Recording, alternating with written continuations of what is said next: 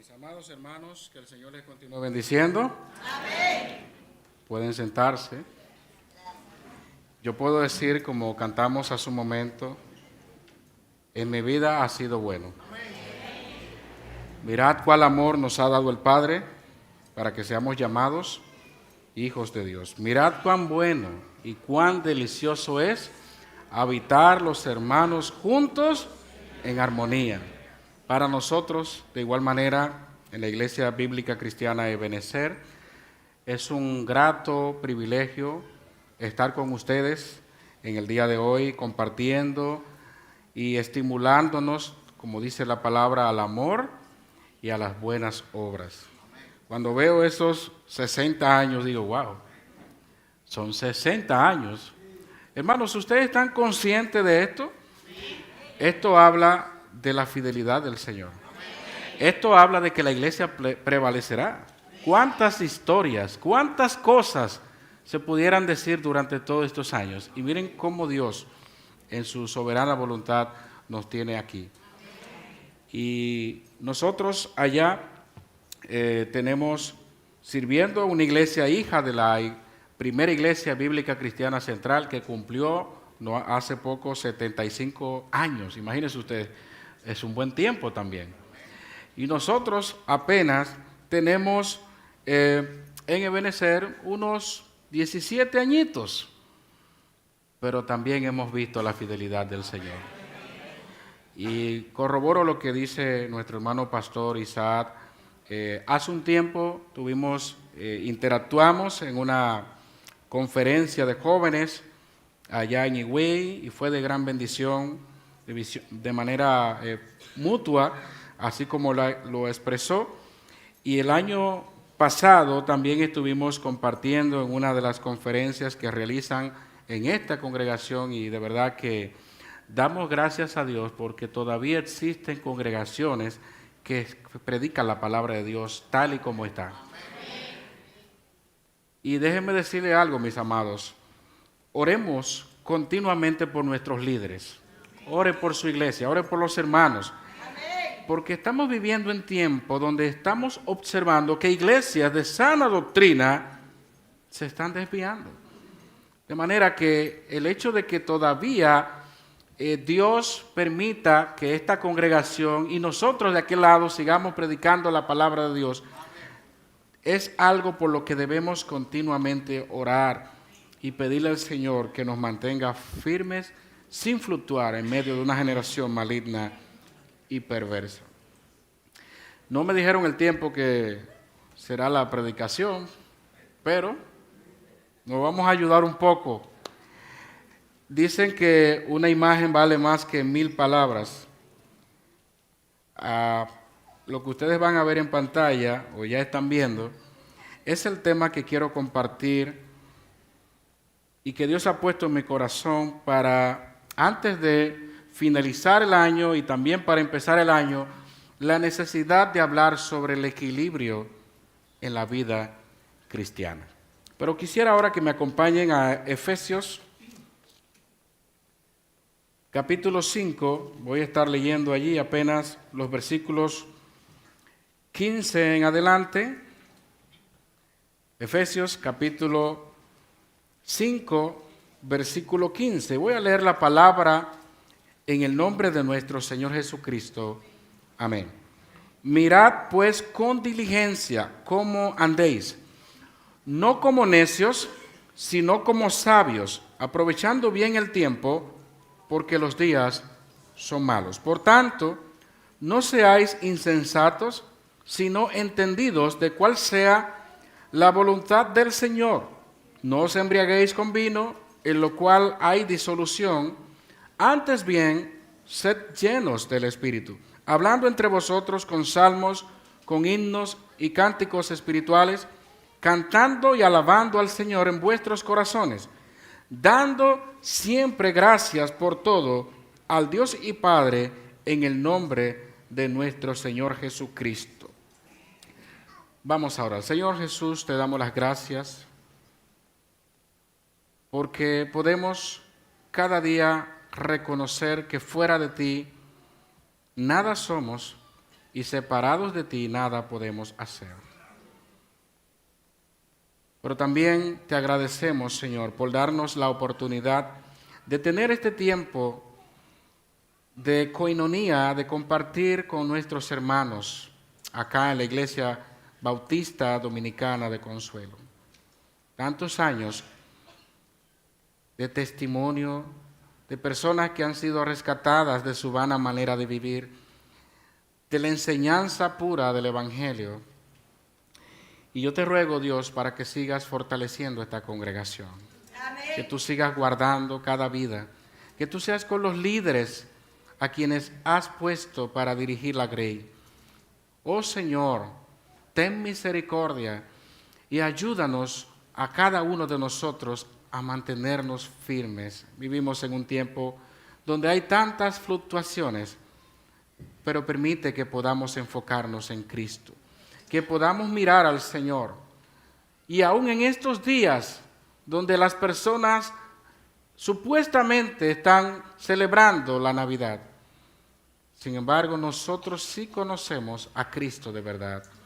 Amén. Y rogamos por aquellos que no te conocen, para que extiendas tu misericordia sobre ellos y que puedan también reconocer que toda vida sin Cristo no tiene valor, no tiene sentido.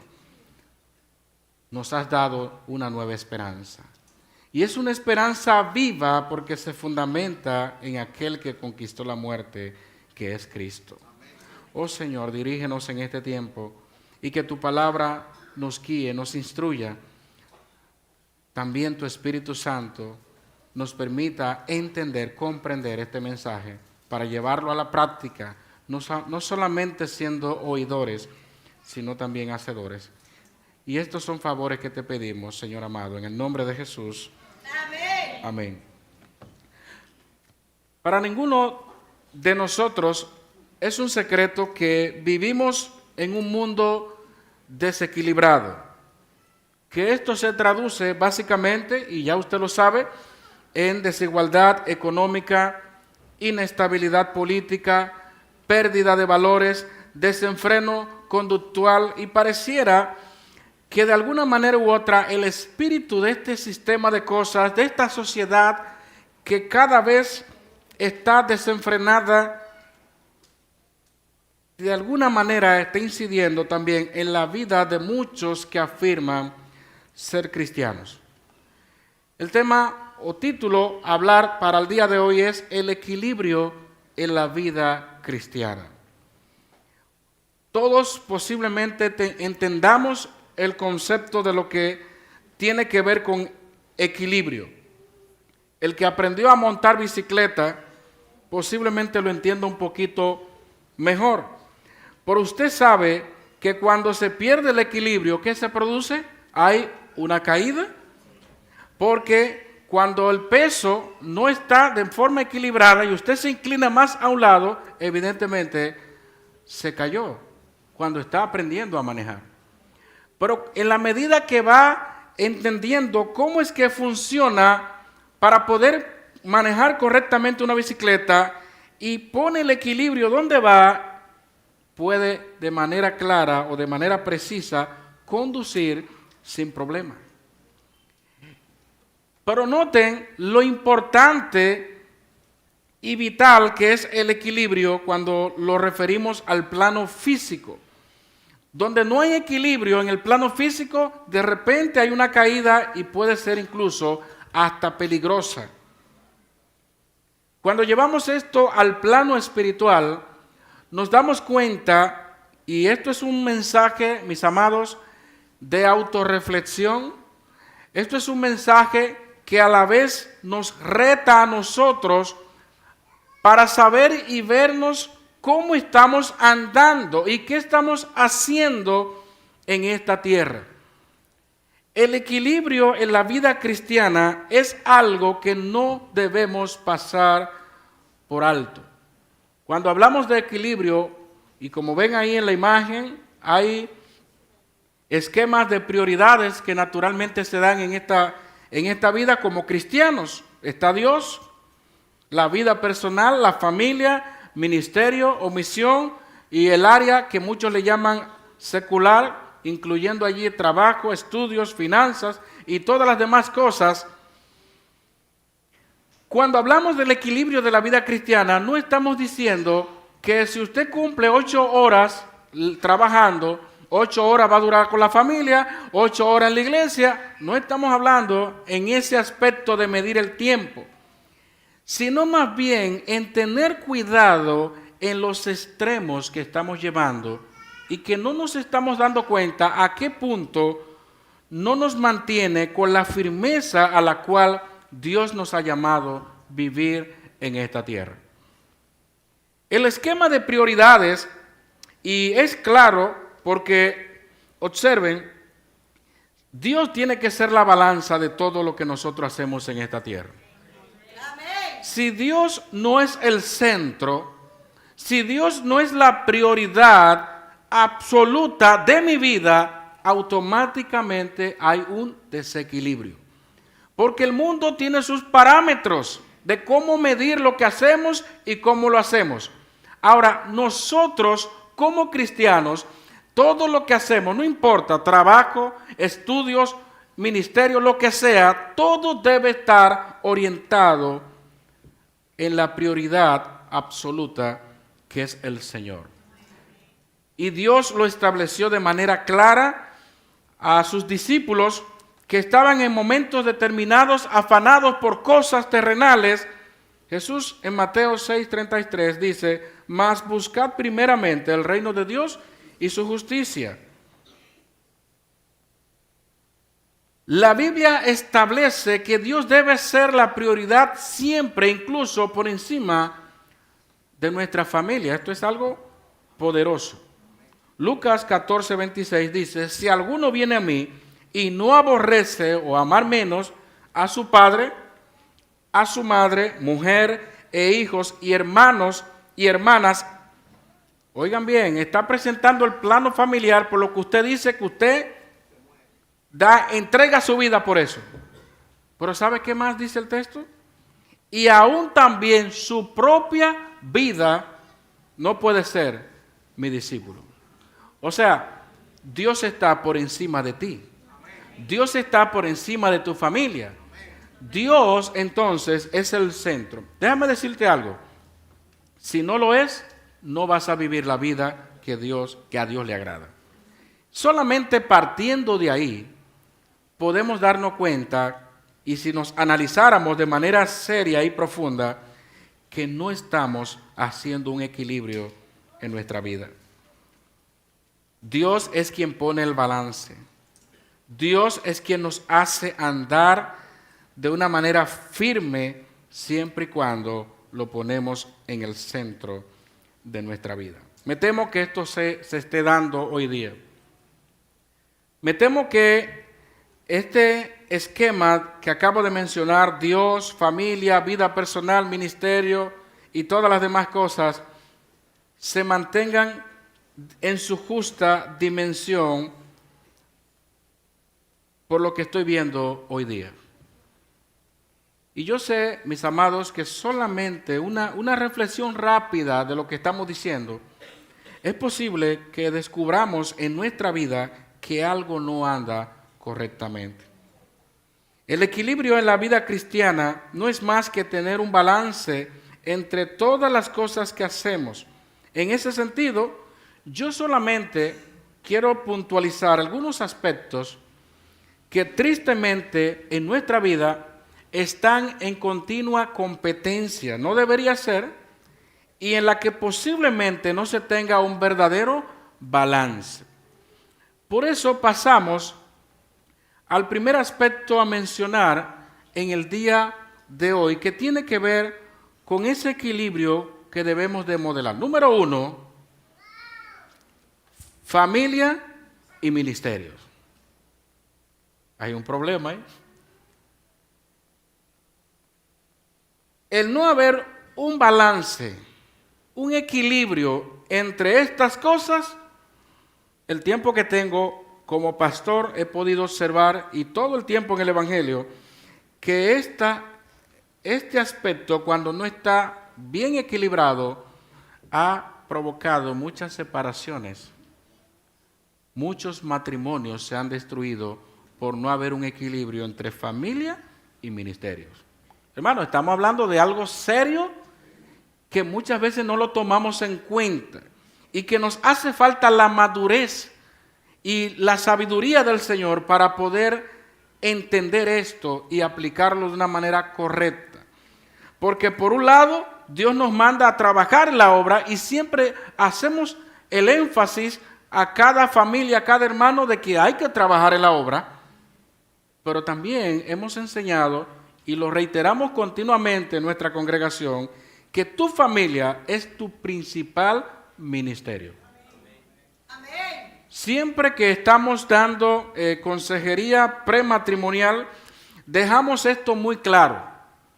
Vamos a hacer muchas cosas para la obra del Señor. Y qué bueno que podemos tener ese esfuerzo, ese ánimo pronto, pero nunca perder de vista que la familia es tu primer ministerio. Observen que la Biblia enseña que si un líder no puede gobernar bien su casa, tampoco puede cuidar de la iglesia del Señor. Los requisitos, incluso para liderar, tienen que ver con la familia, tienen que ver con la fidelidad, tienen que ver con el hogar, haciendo el hogar la base de todo servicio. Esto implica muchas cosas. Pero yo solamente, a modo de ejemplo, quiero poner un caso que quizás muchos de los que estamos acá ya conocemos. El famoso caso del sacerdote Elí. Y aquí está el texto, lo vamos a ver en pantalla. El primer pasaje, primero de Samuel, capítulo 3, versículo 13, para que entendamos un poco del contexto. Dios habría de enviar juicio a la casa de Elí, y le mostraré que yo juzgaré su casa para siempre por la iniquidad que él sabe, porque sus hijos han blasfemado a Dios y él no los ha estorbado. Ya esa parte la conocemos. La Biblia le reclama el haber desatendido sus hijos, en este caso, que habían blasfemado a Dios. Sin embargo, todo está bien. Él seguía sirviendo en el tabernáculo y haciendo lo que tenía que hacer. Pero más adelante, miren lo que dice 1 Samuel 4, 17 al 18. Los filisteos habían capturado el arca, y ustedes saben que esto representaba la presencia de Dios sobre ellos, con ellos. Elí ya se había armado un revuelo en la nación, en el pueblo. Y cuando los filisteos, que no podían aguantar esto y todo lo que le pasó y el miedo de tener eso, lo largaron y se fueron a regresar el arca al pueblo. Y el mensajero respondió diciendo, cuando se armó esta batalla, Israel huyó delante de los filisteos y también fue hecha gran mortandad en el pueblo. Y también tus dos hijos, Ofni y Finés, fueron muertos. Nos quedamos aquí. ¿Cuál fue la primera noticia que le dieron? Tus hijos murieron. Ya con eso es suficiente. Que le digan una noticia así. Tus hijos murieron. Sé que no pasó nada hasta ese momento. Mire lo que dice allí ahora. Y el arca de Dios ha sido tomada. Y aconteció que cuando él hizo mención del arca de Dios, él cayó hacia atrás de la silla, al lado de la puerta, y se desnucó y murió, porque era hombre viejo y pesado, y había juzgado a Israel 40 años. ¿No les llama la atención algo que está pasando aquí? Si bien es cierto, era de preocuparse por lo que estaba pasando con el arca y la captura, era algo para preocuparse más él como sacerdote. Pero me llama la atención que le dijeron, ¿tus hijos murieron? Y algo que una vez escuché a alguien decir sobre esto, ¿pudo haber estado Elí tan ocupado en las cosas de Dios, en las cosas del tabernáculo, en las cosas que descuidó su propia familia? ¿Que no le prestó atención a su familia? Y yo quiero con esto, mis amados, que podamos volver y regresar porque estamos hablando del equilibrio en la vida cristiana. No es malo que él sirviera a Dios. No era malo que él se esforzara por las cosas de Dios. Pero aún así, en los versículos anteriores, Dios le está reclamando a él: tú no estorbaste a tus hijos. Y aun cuando llegue esta noticia, escuchó que sus hijos murieron, que por lo menos, oye, mis hijos murieron y ni siquiera los llegué a estorbar, ni siquiera le prediqué, ni siquiera le llegué. No, o sea, cuando se hizo mención del arca, cayó hacia atrás. Y yo pregunto, trayendo esto a nosotros, ¿cómo está el balance entre el ministerio y nuestra familia? En esto debemos de orar por sabiduría.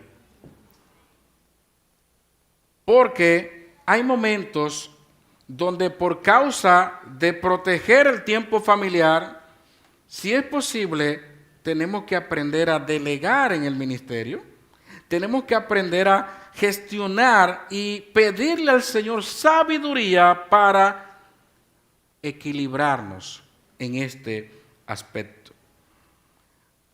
Ustedes saben, y se da caso también, donde hay esposos, en este caso no cristianos, que le reclaman a sus esposas porque tampoco le atienden. Hay hijos que dicen que no quieren ir más a la iglesia porque su papá nunca se dejó ver a ellos como un padre, sino como simplemente un pastor de la iglesia, un líder.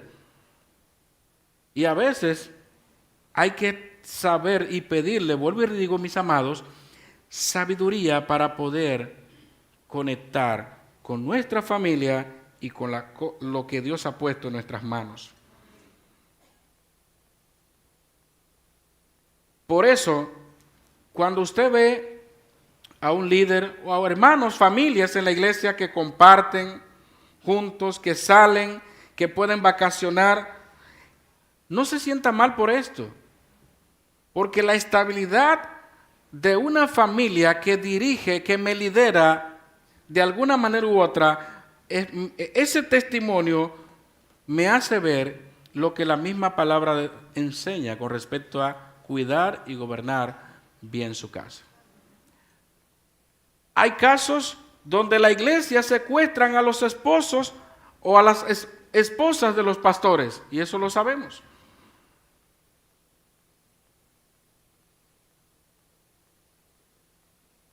Y hay hermanos que se ofenden cuando ven que hermanos comen juntos y salen. Debe darle gracias a Dios porque esa familia es estable y es la que nos está dirigiendo.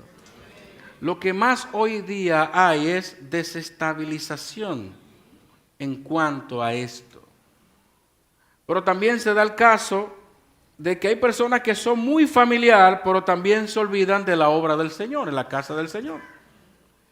Y que nunca tienen tiempo para servir porque siempre hay algo. ¿Se dan cuenta que ambas cosas se dan? Porque también, si somos muy de familia, ¿por qué no la traemos a la iglesia? Si tenemos una visita o algo, ¿nos da miedo decir que vengan y que también escuchen la palabra? O sea, no estamos diciendo, mis amados, que esté mal entregarnos por completo a la obra, sino más bien que podamos también esforzarnos por cuidar de nuestra casa y que también nuestra casa la llevemos a ser parte de la obra del Señor. Amén. Esto no es tan simple como parece, pero tenemos que rogarle al Señor para que este nuevo año, si Dios nos da la gracia, podamos mantener este equilibrio. Nuestra familia, si no conocen del Señor, necesitan a Cristo. Necesitamos, ustedes no se imaginan el gozo que produce cuando se sirve a Dios como familia. Porque muchas veces nos unimos como familia, y más en esta época, porque hay una noche buena, porque hay una serie de cosas muy bonitas. ¿Y dónde está Cristo? ¿Dónde está el Señor ahí? Entonces, en estos aspectos, cuando hablo de tener equilibrio en la vida cristiana, me refiero a que evaluemos cómo estamos nosotros, si estamos desatendiendo por un lado a nuestra familia o estamos desatendiendo la obra que el Señor nos ha encomendado.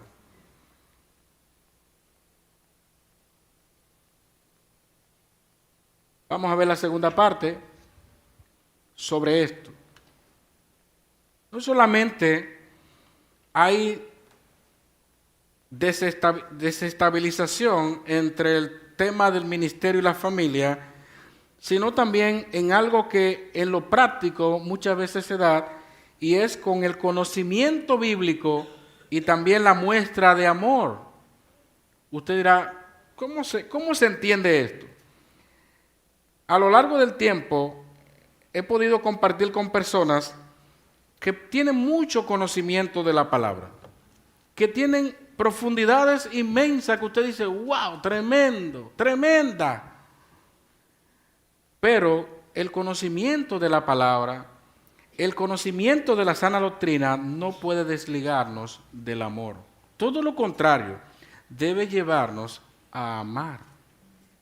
Miren lo que dice 1 Corintios 13, versículo 2. Lo vamos a ver desde dos aspectos. Lo que tiene que ver con amar o amor a los demás.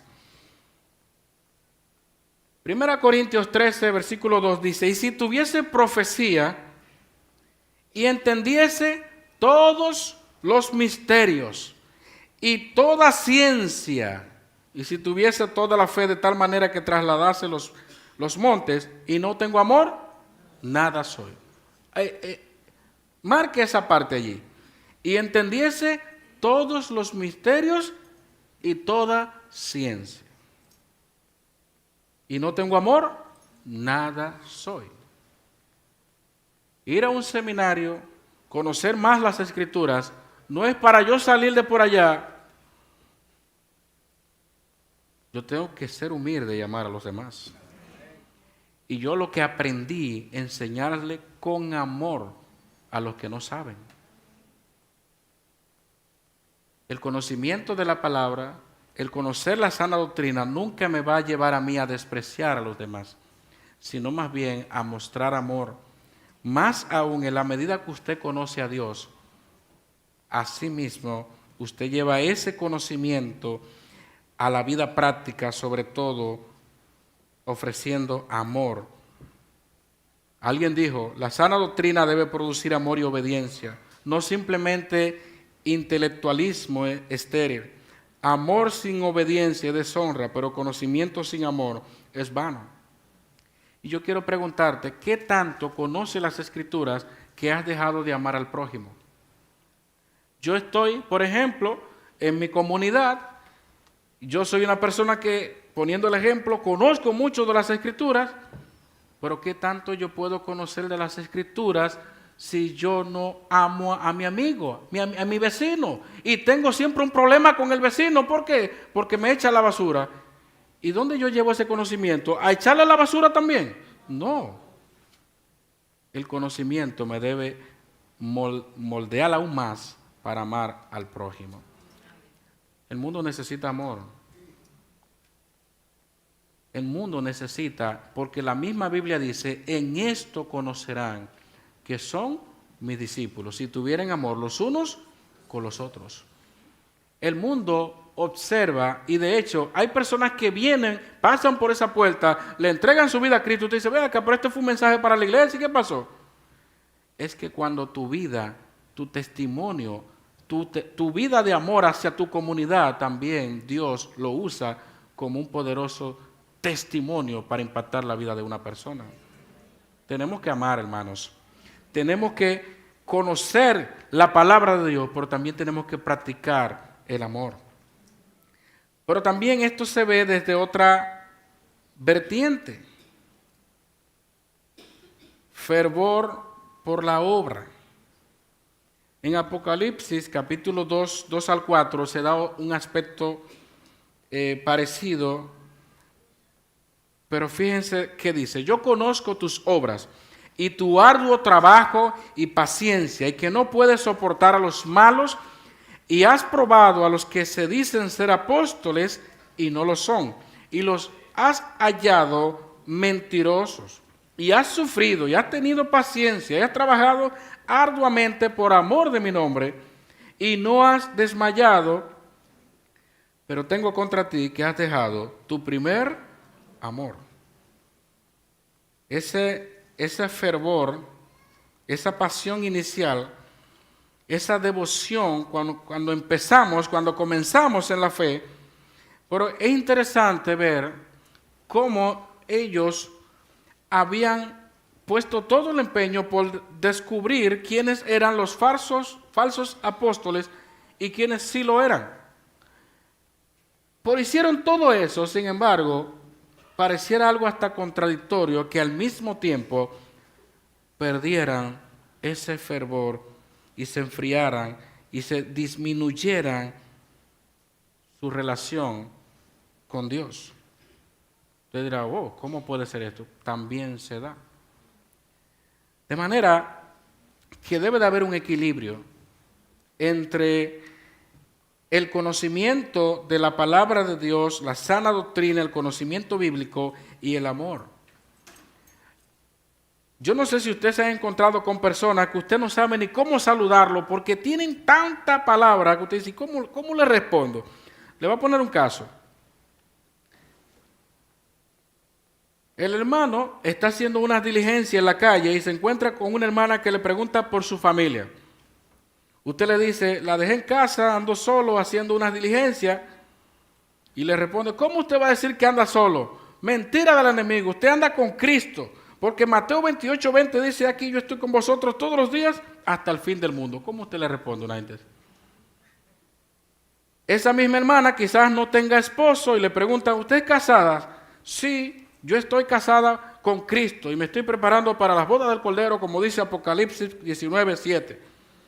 O sea, hay personas que usted no sabe ni cómo responderle. ¿Es malo que sepa la Biblia? No, no es malo.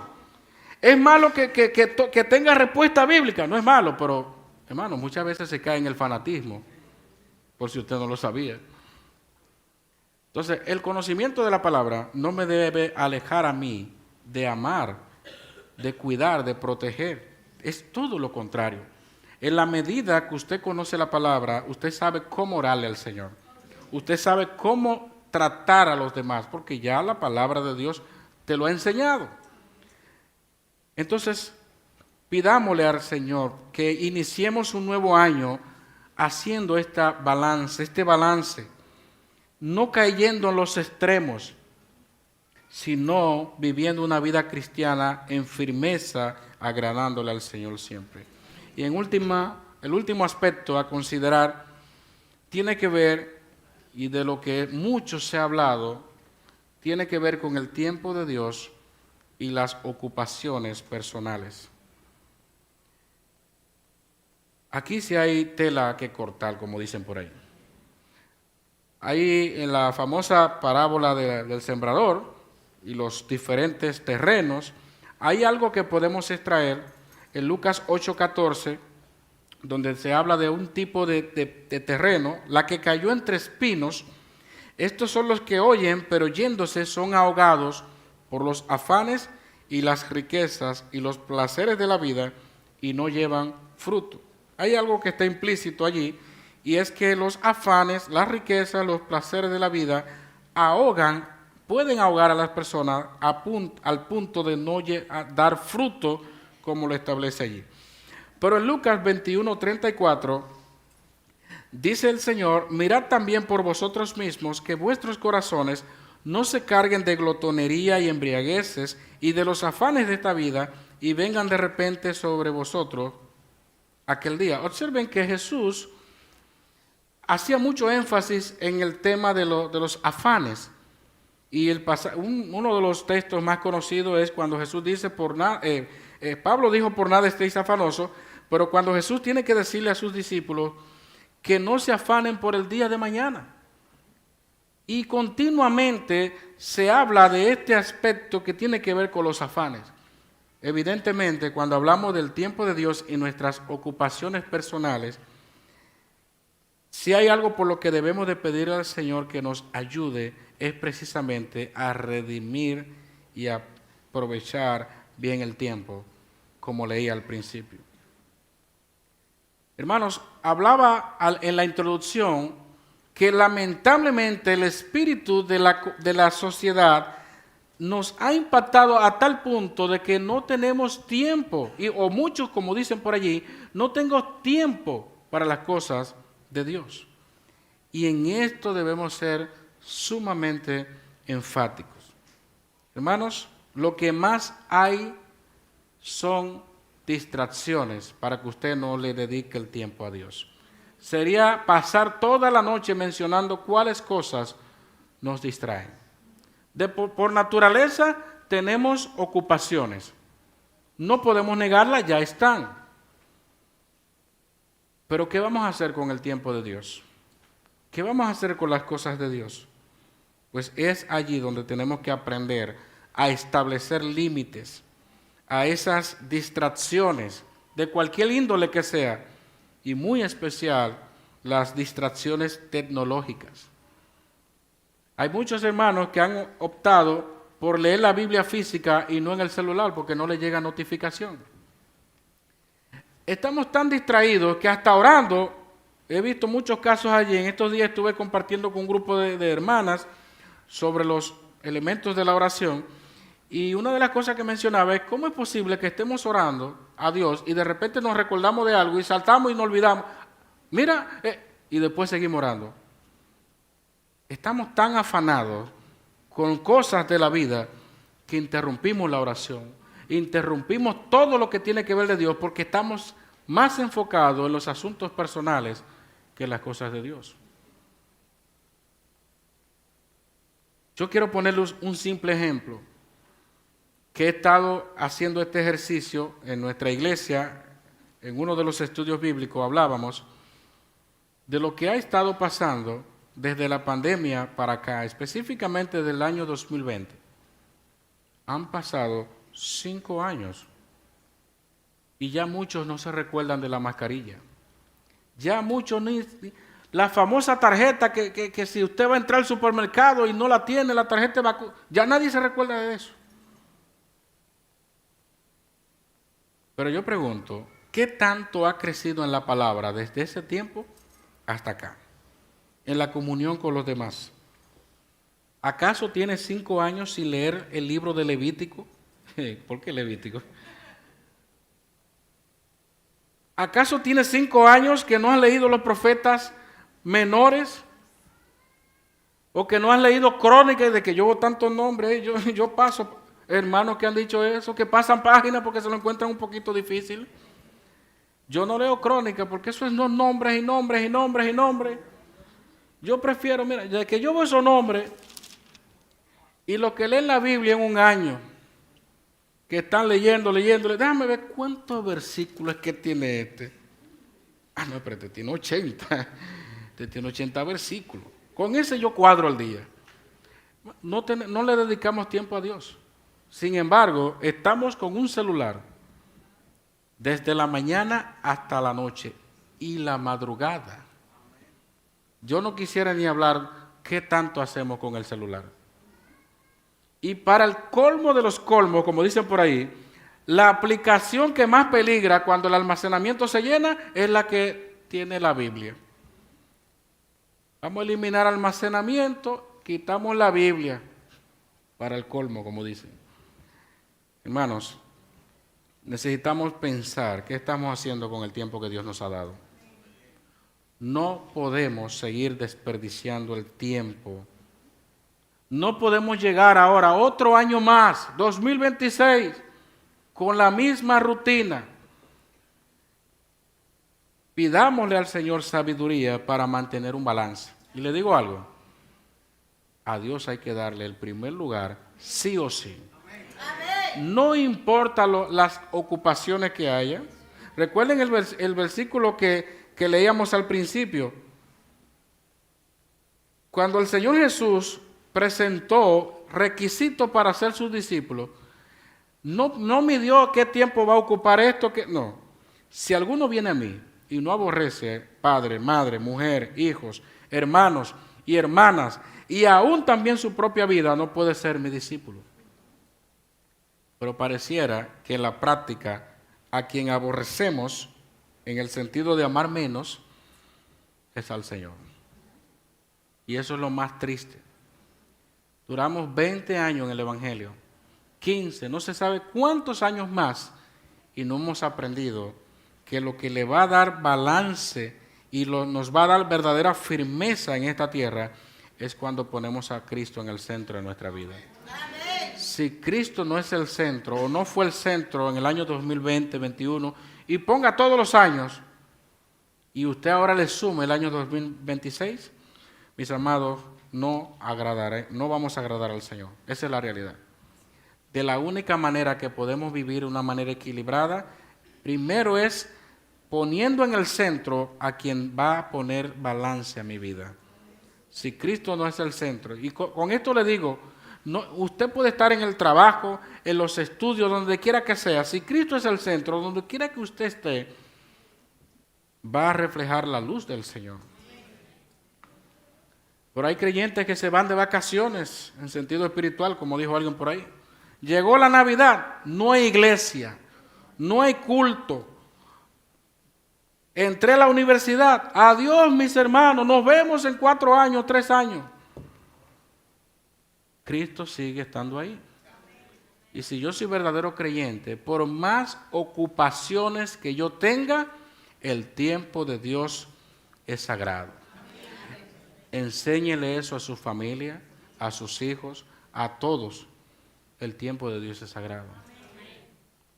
En el trabajo, donde quiera que estemos, que la gente sepa y entienda que nosotros le damos la prioridad a Cristo. Cuidado entonces si no estamos considerando estas cosas y ya desde antemano estamos planificando qué va a pasar en el próximo año, a dónde vamos, haremos esto, y cuidado si los planes están ahí, porque si Dios no está en el centro, rompa el plan y empiécelo de nuevo, porque es de la única manera que vamos a agradar al Señor. Que Dios nos ayude a mantener un balance en cada una de estas cosas. Es difícil, no es fácil, pero la Biblia dice que si alguno está falto de sabiduría, pídala a Dios, el cual da abundantemente y sin reproche, sobre todo porque es para darle la gloria a Él.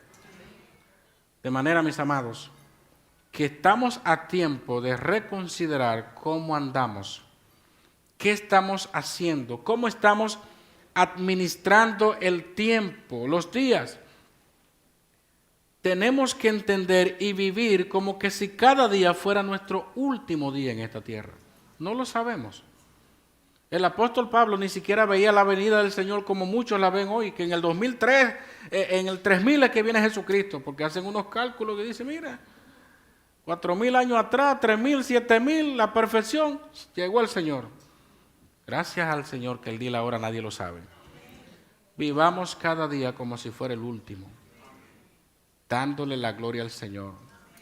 Y como dice la palabra, bienaventurado aquel siervo al cual cuando su Señor venga, le halle haciendo así.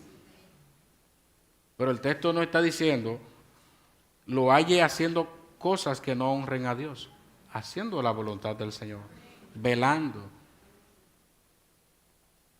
esperando al Señor. ¿Qué usted está esperando para el año 2026? ¿Que las cosas mejoren? ¿Que lo que el político le prometió se cumpla? Si usted está creyendo lo que dicen muchos por ahí, que esto se va a arreglar en el año tal y que cuando venga fulano esto se va a arreglar, está perdiendo su tiempo. Porque el único que va a arreglar todo esto es el Señor. Y es más, yo se lo voy a poner fácil, mis amados. El mundo está tan deteriorado y va tan en declive que no es que el Señor va a reparar la tierra y va a reparar, no, el Señor hará cielos nuevos y tierra nueva. Esto no tiene remedio. Dios hará las cosas nuevas. Es más, a nosotros nos dará un cuerpo nuevo. Todo lo hará el Señor nuevo. Por eso, nuestra mirada debe estar en el Señor. Nuestra ciudadanía está en los cielos. Enfoquémonos en el Señor. Y esta noche pidámosle perdón al Señor porque sabemos, siendo honestos, que no estamos viviendo una vida cristiana equilibrada. Que Dios nos dé la sabiduría para empezar, si nos da su gracia y su bendición, para pasar al próximo año, que podamos empezar con la decisión de que Cristo siga y sea el centro por todo el resto de nuestra vida. Vamos a orar. Bendito Dios y Padre Celestial, te damos las gracias. Gracias porque una vez más reconocemos que tu palabra es viva y eficaz y más cortante que toda espada de dos filos. Y queremos pedirte perdón a esta hora, porque sabemos que nuestro tiempo no lo estamos administrando de la manera más correcta y eficiente. Ayúdanos a mantener un balance y entender que no hay otro lugar que debas ocupar. Tú eres el centro de nuestra vida. Donde quiera que nos movamos, tú estás ahí. Tú habitas en nosotros y has prometido guardarnos todos los días hasta el fin del mundo. Que no sigamos la corriente de este mundo, que nos mantengamos firmes sin fluctuar, que podamos entender que nuestra familia es nuestro primer ministerio y que también nos esforcemos en hacer la obra. Que también nuestra familia sea parte de la obra, que podamos servirte juntos y adorarte, Señor. Guárdanos si en algún momento nos hemos llenado de conocimiento, pero hemos perdido de vista también el amor. Ayúdanos a mantener un balance. Ayúdanos, Dios, a sacrificar lo que tengamos que sacrificar para dedicarte más tiempo en este próximo año. Gracias por este tiempo especial que tú nos has dado. Síguenos dirigiendo y sobre todo danos la sabiduría para poder cumplir y hacer lo que tu palabra nos ha enseñado en el día de hoy. En el nombre de Jesús. Amén. Amén.